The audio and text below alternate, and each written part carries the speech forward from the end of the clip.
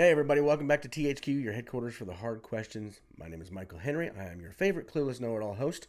I want to thank you for joining us today. If this is your first time, awesome.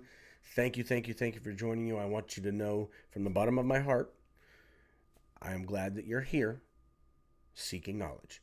That's what this whole thing is about. So even if you're not a believer, that's fine. You can believe before you belong. Get involved in the community.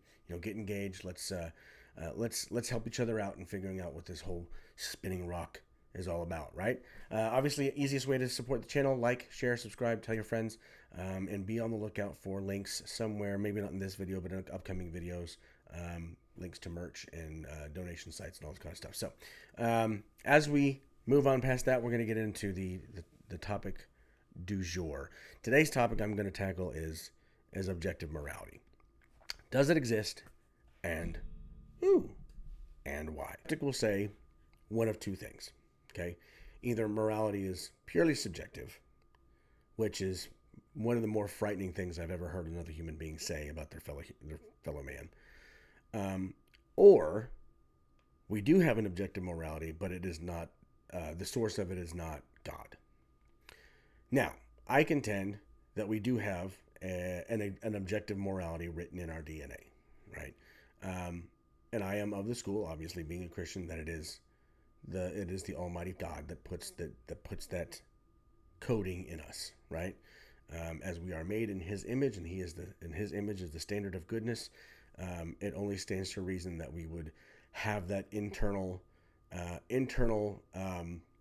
extra physiological influence of Him as a light to guide us through this crazy world we live in, right? So, that being said, those who identify an objective morality but don't ascribe it to God will use what's called evolutionary psychology. I'm sure a lot of you are probably familiar with it. Some of you may not be. Because of that, we're going to go into a little bit of a dive into evolutionary psychology. Now, in my mind, there's three main problems with evolutionary psychology. One is the lack of evidence, right? There's just not enough evidence to correlate a cause, right? To correlate the behavior of cooperation with the cause of genetic mutation or genetic adaptation, right? And we'll get into that later. The second is it kind of contradicts what evolution is, right? Evolution, as we knew it in its inception, from Darwin and the Galapagos finches, was a genetic alteration to produce favorable characteristics for survival, right? Favorable physiological characteristics to promote survival and reproduction success, right? Psychology, evolutionary psychology, does not operate in that same framework, right? It operates under the framework of kind of like what I call the survival of the nicest, right? Where we are genetically predisposed to being cooperative or helpful or pro-social, etc. And again, there's not a whole lot of evidence for that, if any at all. And what evidence they do have is not really conclusive. That being said, if we look at what is objectively moral, right? Let's operate under the assumption for this video that morality is objective. There are objective truths, right? As it relates to good and bad, and I'll use the extreme ends, right, of the spectrum, right? Well, I shouldn't say the extreme ends, and I'll use the extreme examples at the end of the spectrum, right? It is bad to do harm to the most vulnerable in your culture, in your society, in your community, right? So that means babies and kids, the old and infirmed, right? The poor and the destitute, the widowed and the orphaned, right? Pretty universally agreed upon, right? Now, here's why I think evolutionary psychology can't explain why so many people have that universal sense of morality across so many different people groups, right? Because one of the big factors is if you, even within, a people group, right, an ethno-historical culture, right, the people who do not, who are not within that culture are not going to be viewed the same as the people who are in that culture, right? So it is a subjective application of an objective morality, not a subjective morality, right? Which I think is where a lot of people get confused. But nonetheless, in any case, evolutionary psychology cannot identify a a novel adaptation event, right? That would correlate the expression of helpfulness or pro-social behavior, right? Down to sufficiently so as to say this is what it is. It doesn't exist. It just doesn't exist, right? Now, being that we have an evolutionary interpreted as survival of the most physiologically capable, versus a view of evolution that is built around the most cooperative, right? Evolutionary psychology cannot point to the genetic characteristic expressed to create an objective morality, right? They can't focus it all the way down, right? And when we have a people group who will subjectively apply what we know to be an objective truth or an objective morality in a subjective manner to other people, right? We have a breakdown of, well, if evolutionary psychology is true, then why is it that one people group would treat another people group differently, right? It can't be the source, because it is measuring, the way I understand it, it's measuring the subjective application of an objective truth. That's what evolutionary psychology is to me. And I shouldn't say most. There are some who will actually admit that, right? Dawkins and Williams and Pinzer or whatever his name is. The extreme limitations make it extremely difficult to accept as an answer for where we get morality from, right? Now, as Christians, we understand that God being the standard, or God being the image of good, therefore He represents the standard for what is good, right? And when we get into conversations, man, I might just go into it. Dang it! All right, I'll just go into it. Here's the one that gets brought up the most. When we talk about objective morality, and people say, well, here's the other side of the argument, right? Subjective morality is real, objective morality is not. The question is going to be, okay, how do you figure? And they'll say, well, at one point slavery was okay on a societal level, right? To which I say, true, but that doesn't make slavery, even back then, morally good. It is still universally accepted that it's bad, right? And of course, the way it was perpetrated on the Africans who were sold by the Muslims to the white Christians who came over here and populated America, was an extreme abomination. Of humanity, right? Now here's where the rub comes in, right? People like to say, well, those Christians used the Bible to justify slavery. To which I say, yes, they did. But I also say this: just because someone calls themselves a Christian doesn't mean they are a Christian. And the best way to determine if they are a Christian is to see how they act. I would venture to say that the people who willfully enslaved and mistreated people who mistreated their slaves were not Christians. And their justification, and their use of the Bible as a justification does not ascribe a moral okayness with slavery to the Bible. Right? Now, of course, from here we go, what about Old Testament rules for slavery? And then I think it was Isaiah 25:40, something, I think it is, where it talks specifically, man, this is going to be a hard one, where it talks specifically about what the Israelites are allowed to do as with regard to slaves that are not Israelites, right? Or from among the sojourners and strangers who dwell with them, but they are bought from other kingdoms. And this is a difficult to deal with one, because it does say very clearly that if you purchase a slave from an outside kingdom, you can employ them in your service in perpetuity, and you can even hand them off to your kids after you die. Right, your kids can inherit them as a possession. Now, here's where I think the misconception happens most often. We conflate what the South and the United States did with what the Israelites were doing. And we put our moral judgment on what happened to the slaves in America onto the slaves of the Old Testament. We're completely removing the context of how they came about. Right? Now, let's not forget, American slavery was not new. American slavery's origins go way back, way back, right? Pre-Bible history, really, right? It was not a new thing.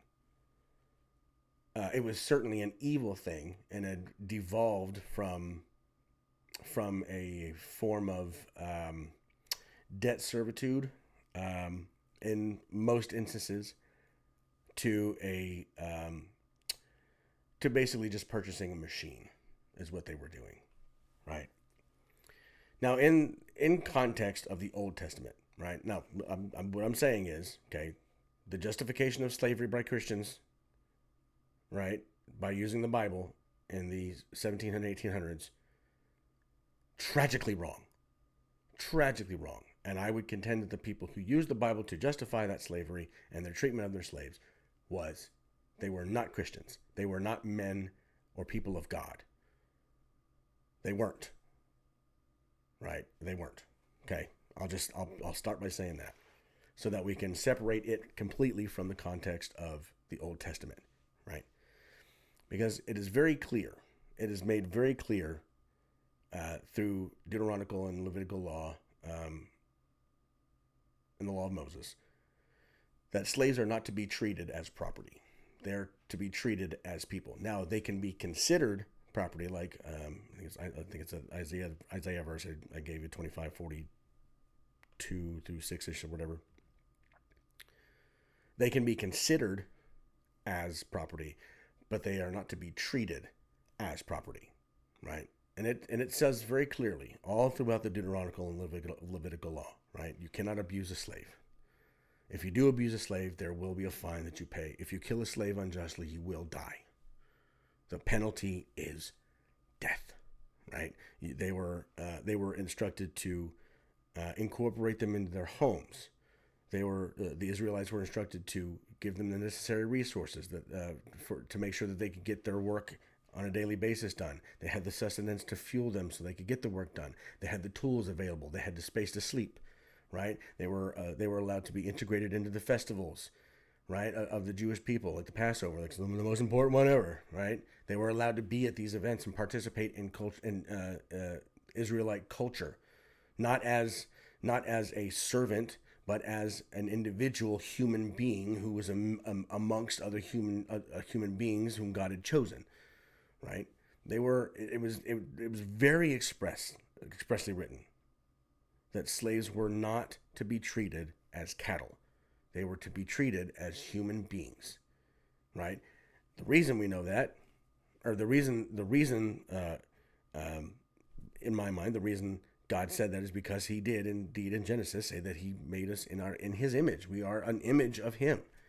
Why would He want us to mistreat each other, right? Even if we can put erroneous titles on each other, right, and we can voluntarily give of our labor to one another, or even have our labor our labor taken from us, so to speak, right? He would still want us to be treated like humans if we are in His image. Therefore, This is why that whole everything all morality is subjective because slavery. That's not how it works. It is objectively immoral to own slaves. God did not condone owning slaves or getting slaves.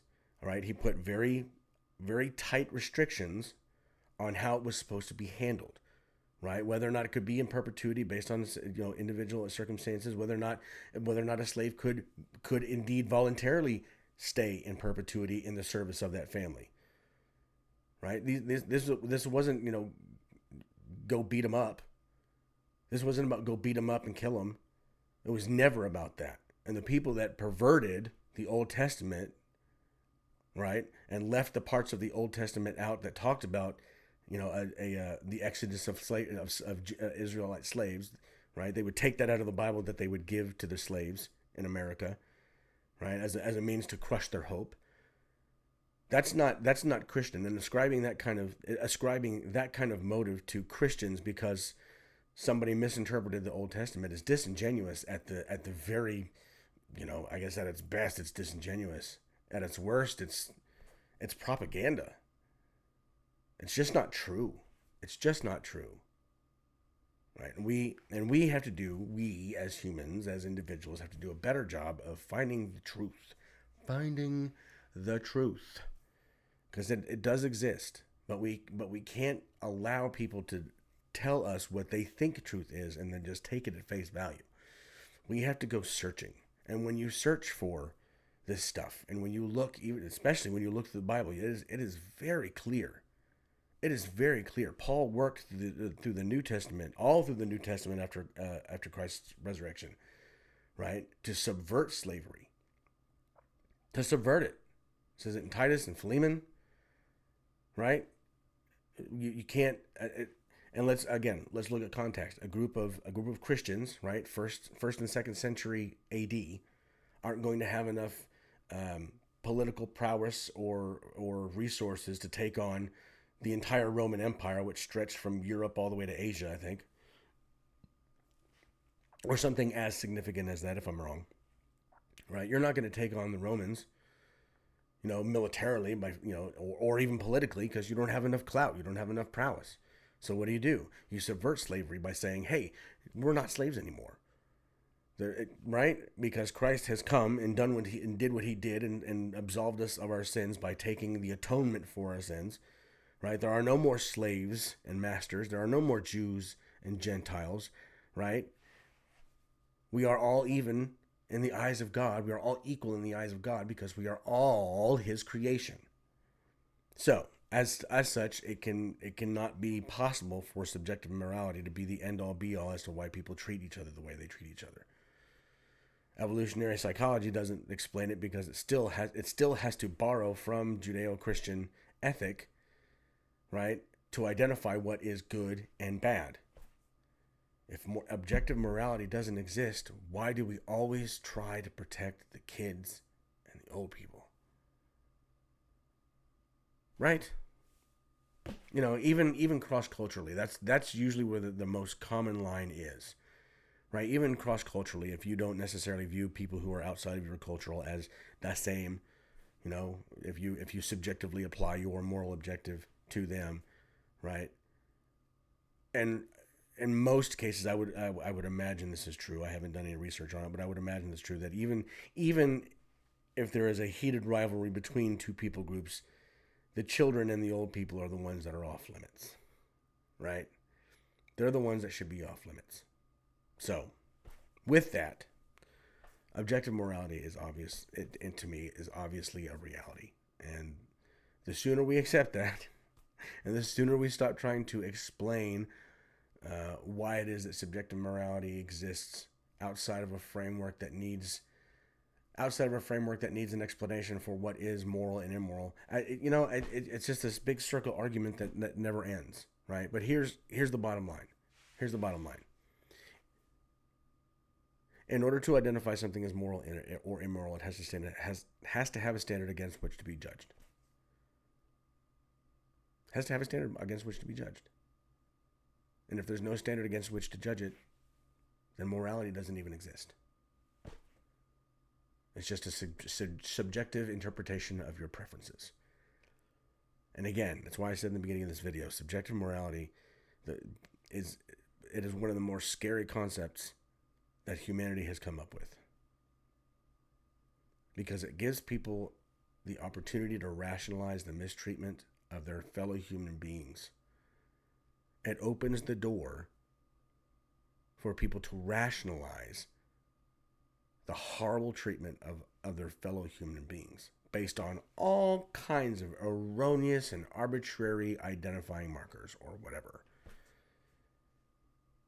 Subjective morality is the only morality is the only morality against which we have, is the only morality that exists, I'm scared. If subjective morality is the foundation for human civilization, I am terrified. And quite frankly, you should be too. So, with that, be helpful, be a leader, learn smart stuff, and if you can be here for this stuff, get here.